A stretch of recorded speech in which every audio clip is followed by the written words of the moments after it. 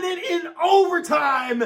Oh my God, 115, 112. It is hot. I got this nice cool blanket. It feels so good. And the Raptors beat the Celtics 115, 112. And I know I'm going to see Boston fan. Oh, well, we didn't have Jason Tatum. We didn't have Jaylen Brown. We didn't have Robert Williams. We also didn't have Al Horford. You know what I say to that? You know what? I don't give a damn.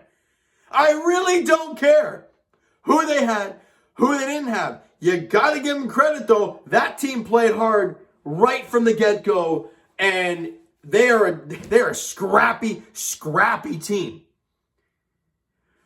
But I brought my bucket here. Usually when it's a bad game, it goes on my noggin, and I just yell and scream about how the team played like garbage. But I brought this out anyways because of how absolute dog water. Absolute dog water. You know, it's got hair in it. It's got probably some food in it. The referees in this game, absolute trash. I mean, my God. And people be like, well, here Raptor fans complaining about the refs versus refs. You know what? I have stuff to back myself up here. Okay? You're ready for all of this. Before I even break the game down, I had to talk about this. First things first. Yes, the Boston Celtics are a very good defensive basketball team. Well, according to Celtic fans, they didn't have 4 of their starters. So what, does that mean that every single player on this team is a Defensive Player of the Year candidate? Well, it damn near felt like it with Daniel Tice at the 5. The man played 41 minutes, had 1 foul. People are like, well, you can't, first off, you can't complain. Because, let me run my stats through. Here we go. Raptors took 39 threes to their 40. So they took more threes. Let me go to the field goal attempts. They took 94. The Raptors took 106. So hold on a second. We took 12 more shots and 1 less three. You know what that means? The Raptors are either taking mid-range or they're driving the paint. And where do fouls usually get called? Inside the paint. Where's Daniel Tice getting absolutely obliterated possession after possession in the paint? This guy must be Defensive Player of the Year because the guy was getting no calls against him all night long. Fouls for the game. Personal fouls for the game. 28-15. 2 Raptors fouled out. Pascal, if you ain't... Look, officials always review things like crazy because they don't want to make a stamp on the game. Well, fouling out Pascal in overtime, up by 3. Actually, I think it would have been, no, that made it a 2-point game because of the free throws. Or a 1-point game because he made both. And Scotty Barnes fouled out in the 4th quarter. Meanwhile, the A-grade defense that is the Boston Celtics, but not the Boston Celtics according to Celtic fans, not the main guys, not the core dudes, as, you know, I get that. Only one dude, Naismith, had 5 fouls. Everybody else had less. Meanwhile, 2 Raptors fouled out, and we almost doubled them in personal fouls. Yet they took 1 more 3 and 12 less field goals. It just baffles me. It just baffles me how those numbers are even remotely close. But in any fashion, the Raptors won this game. And I don't care who the heck played in it. Pascal Siakam, all NBA. No question. If tonight ain't an example, and if he doesn't get it, it's a completely flawed abomination. The man took over in overtime and in the 4th quarter to keep this team afloat. He dropped 40 and 13 and shot 58% from the field. And we're not talking just driving the lane. Yeah, I was taking mid-range jump shots. He was just drilling them. Incredible stuff from Pascal. We'll get to in-depth him in a second. First quarter, you can't play defense to save your life. Look, you got to give Boston credit. They were on the glass. They were tearing you apart offensively in the first quarter. They're up by 8 after 1, 38-30. We go to the second quarter. Raptors win that one, though. The defense tightens up really mightily, and they actually get a 1-point lead off the N1 from Fred at the end of the first half. And they win that quarter 29-20. A great steal from Fred, driving to the lane, get the layup and the harm to give the Raptors that 1-point lead in going into the half. in the third quarter. Neither team really gets going offensively. 22-21 Boston in the quarter. They're up by 2 going into the fourth. What a game at Scotiabank Arena. And it's closing time. And the Raptors early on can't make shots. And we're sitting here like, no, this is not how it's going to happen. But then the Raptors start picking up. Fred VanVleet gets hot late. You're down by 7 with 4 or 5 minutes to play. Fred VanVleet misses a shot. The Raptors keep the ball alive, get the offensive glass. It goes to Fred on the other side. Or no, it was the other side? I can't remember. It might have been the same spot. And then he drills the 3 to make it a 4-point game. The Raptors get a stop. They come down the floor. Fred VanVleet, another 3, and he drills it to make it a 1-point game. Right? It was an incredible job from Fred. He only made 3 threes in the game, but 2 in the biggest moments of the game in the fourth. And it made it a 1-point game. Then, there's some plays down the stretch, blah, blah, blah. We go, and Pascal Siakam drives to the tin, down 2, with 12 seconds left. And he gets fouled. And of course they have to review it, because they're so damn scared to make an imprint on the game, right? Of course not. Because we learned what happened the entire game. Anyways, and it was a physical game all night. But apparently it was physical on one side, and they were just playing unbelievable defense. They played great. I'm not going to take anything away from Boston. They did play a really hard game with all those dudes out. They played a really, really hard game. And they played very well. Without Jason Tatum, no Jaylen Brown, no Horford, none of that. They still dropped 112 on the Raptors. They did a great job on the offensive glass. They played a really hard game. But I just find it really hard that they played grade A quality defense, and yet if you watch the game was physical right from the get-go. Crashing the glass, there's 4 dudes, 2 on each side, going to attack the glass. Somehow they're going to come away with a Raptor foul. It was a wild one. And Pascal makes those 2 free throws to tie the game. They come down the floor. Fred gets the steal with a couple seconds left, just kind of heaves it up the floor a bit to Gary Trent, who has to heave it at the buzzer, not even close. We go to overtime. And they get the early lead in overtime. And again, we go to OT. Remember, can we talk about again, I could be wrong with this play. Maybe it was the heat of the moment watching it. I don't know. But Thad Young saves the ball going out of bounds. Meanwhile, he's in the game because Scotty's already fouled out. Thad Young's falling out of bounds, trying to keep the ball alive. He has the ball in one hand, and he tries to fire it in. He basically gets body checked.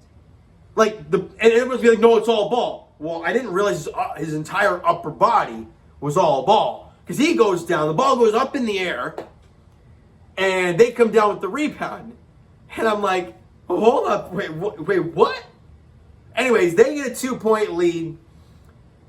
And then Pascal just, the guy's incredible. I mean, he really, really is. The one knock on Siakam that a lot of people have, or had, let's put it that way now, is he'll put up the numbers, he'll fill the stat sheet, he'll shoot efficient, but in closing time, in the clutch moments, can he do it? I mean, tonight answered the bell. In overtime, you're up by 1. He's got the ball behind the 3-point line. He gets just inside the arc with Daniel Tice on him. And he knows if he drives, he's not going to get a call. So what does Pascal do? Because Tice is kind of playing off him, playing the drive. Pascal's like, all right, I'm just going to pull up. And he pulls up for the mid-range, knocks it down. The fans lose their mind. Pascal lets out a big roar. You're up by 3 in OT. I believe it was 113-110 at the time. Huge. And then the next play, he fouls out, make it a 1-point game. We're all losing our mind. And they get 2 cracks at it. Because Gary Trent Jr. gets fouled going the other way. And of course, it was an intentional foul. They didn't even call that. I would have lost my mind completely. But then again, he would have got the easy 2 layups, so I wouldn't really have been too upset. But it's just the premise of it. They get the call. Gary Trent knocks down the 2 free throws to make it a 3-point game again. And they don't call their timeout, which is a very interesting call by their coach. Now, I get it. I totally get it. They did it in regulation, and it seemed to work going to overtime at least. They get a couple chances. Marcus Smart takes a shot. He misses it. I can't remember who the other one was, but it might have been Williams. I can't remember who it was. Takes the shot. He misses. Fred gets the rebound and just fires it up the floor as the buzzer goes off. And the Raptors win it 115-112 in overtime You've won 3 straight. You're 43-32 on the season. Wow. Like, no matter what, I mean, disregarding the yelling and screaming I just did and the way this game played out, I got to say, from both teams' standpoint, what a basketball game. What a basketball game. Now, I'm going to run through the player stats real quick because we're already at 10 minutes and I don't want to take too much time out of your guys' night. Pascal, All-NBA. 40 points, 13 rebounds, 1 assist, 17 for 29. While he's getting hacked and clawed getting into the lane, still finds a way to go 17-29. 6 of 8 from the field, 0 of 4 from 3, but that's fine. I'm okay with that if you're going to shoot 17-29 from the field. 3 steals and 2 blocks in 47 minutes. I mean, 3 steals, 2 blocks, shoots almost 60% from the field, knocks out clutch shots, gives you 40 and 13. How is this not all NBA numbers? Gary Trent Jr., 12 points, 1 rebound, 2 dimes on 4 of 12 shooting, 3 of 3 from the line, 1 of 5 from 3, and 3 steals in the game. So it was great to see Gary Trent Jr. out there. Again, still struggling with the shot a little bit, but he gave you 3 steals, and he gave you double figures. I guess we'll take the positives out of that. Fred VanVleet, 14 points, 5 boards, 3 dimes, 4 of 13 from the field, 3 of 3 from the free throw line, 3 of 9 from distance, but as we said, 2 of those threes in big time moments in that fourth quarter. Also had 3 steals and a block. He was incredible in the defensive end. OG Anunoby, 14 points, 8 boards, 3 dimes on 6 of 12 shooting. He was 2 of 5 from distance. OG's just going to give you that. He's just giving you that consistently in the first 3 games he's been back, so that's phenomenal. Scotty Barnes, again, wasn't really the focal point of the offense, did struggle with his shot a little bit, but did give you 10 points, 4 boards, 4 dimes on 5 of 12 shooting, was 0 of 3 from distance, and as well, fouled out in that fourth quarter. Precious Achiuwa, didn't think he was all that engaged in this one. Look, he's going to have off nights. We know that, right? He's a young fella. He was unbelievable in that last game against Indiana. Tonight, against a really good Celtics team. 7 points, 8 boards, no dimes on 3 of 10 shooting. Was 0 of 2 from the free throw line, 1 of 4 from 3. Just didn't have it in the game, but he gave you 4 blocks in the game. Just helping out in different ways. You love to see it from Precious. And Thaddeus flipping Young. Can those people that said, Goran Dragic, you need shooters, terrible trade from Masai, and were ripping my take about saying, trust him aside. No, it was a bad trade, they need shooting. Thaddeus Young was incredible tonight. He's been unbelievable lately. You're telling me some bench shooter is going to give you that much more? I don't know about that.